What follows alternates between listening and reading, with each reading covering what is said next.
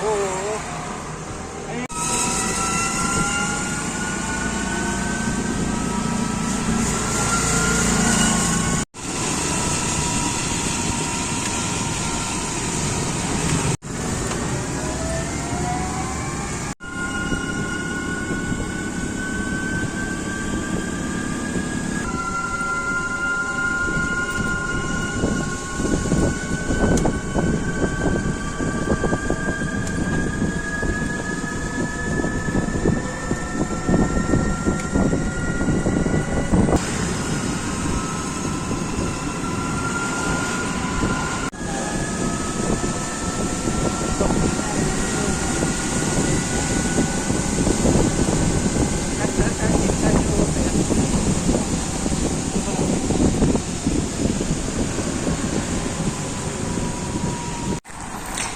นี่แมน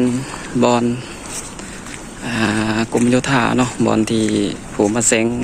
เอาไปกับขี่อยู่โซนนั้นก็จะเป็นบอลขับรถเด้อ